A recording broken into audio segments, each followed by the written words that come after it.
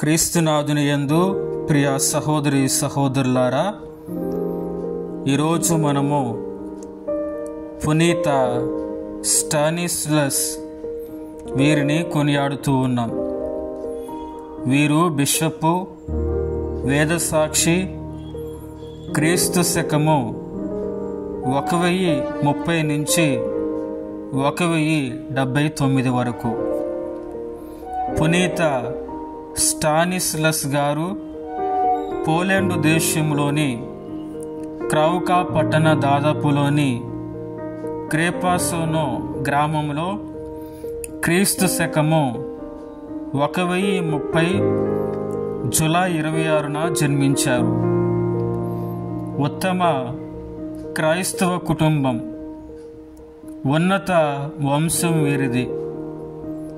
వీరు క్నేసెస్ పట్టణ విద్యాలయంలో చదువుకున్నారు.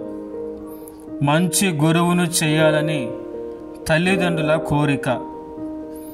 ఆ ప్రకారముగానే గురు విద్యలో ప్రవేశించారు.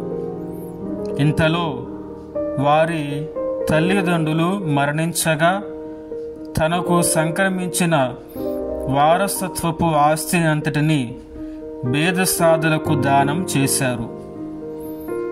క్రౌకీ పట్టణ పీఠాధిపతులైన లంపేడ్ జులా గారు స్టానిస్లస్ గారిని గురు పట్టాభిషత్తుల్ని గావించి తన వద్దనే ఉంచుకున్నారు. స్టానిస్లస్ గారు సువార్త ప్రసంగాలు ఇవ్వటంలో దిట్టగా పేరుగాంచారు. మంచి ఆధ్యాత్మిక సలహాదారునిగా కూడా గణతికెక్కి క్రౌకీ పీఠంలో కేథడ్రల్లో వికారు జనరల్గా సేవలందించారు. అనేక కార్యక్రమాలు విచారణలో చేపట్టారు. క్రీస్తు శకము 1072లో క్రౌకీ పీఠంకు స్టానిస్లస్ గారే బిషప్గా ఎన్నికయ్యారు. కేవలము 2వ అలెగ్జాండరు పోపు గారి బలవంతం మీద వారు ఈ పవిత్ర పదవిని స్వీకరించారు.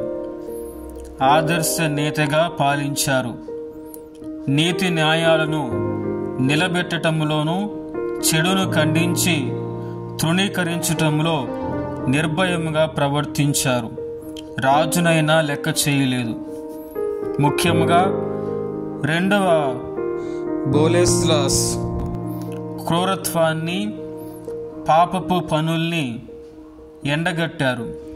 తమ ఆస్థానంలోని ఒక గౌరవనీయ ప్రతినిధి భార్యను అపహరించుకుని పోయి మోహపాపం, అక్రమ సంబంధాలు కలిగి ఉన్నందుకు బిషప్ స్టానిస్లస్ గారు రాజుకు అనేక విధాలుగా బుద్ధిమాటలు చెప్పారు, ప్రార్థించారు, కన్నీరు కార్చారు.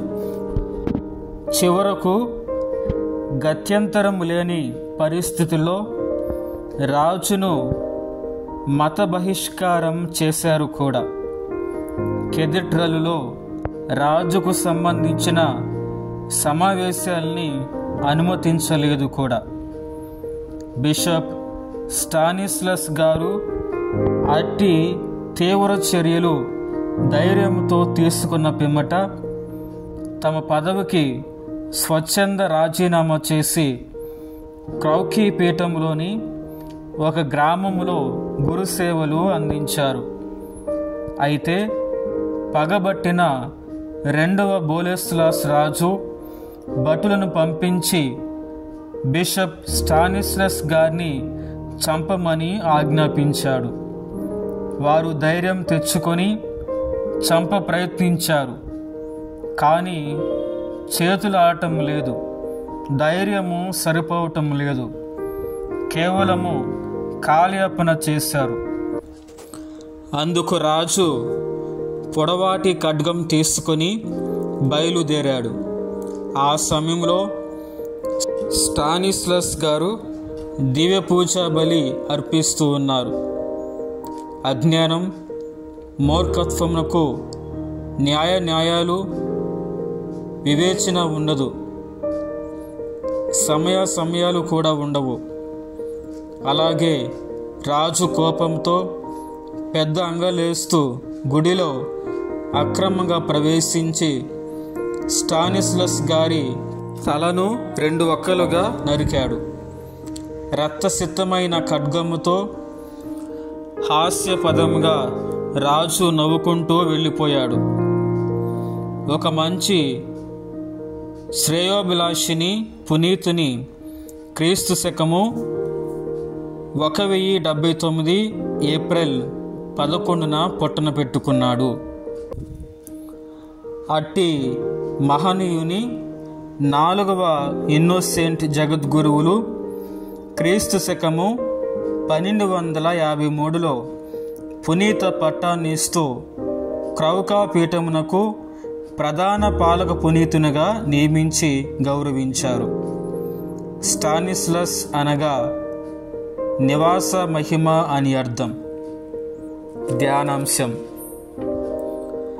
తండ్రులు కానీ తల్లులు కానీ 4 అంశాలలో వారి పిల్లలకు బాధ్యులై ఉన్నారు.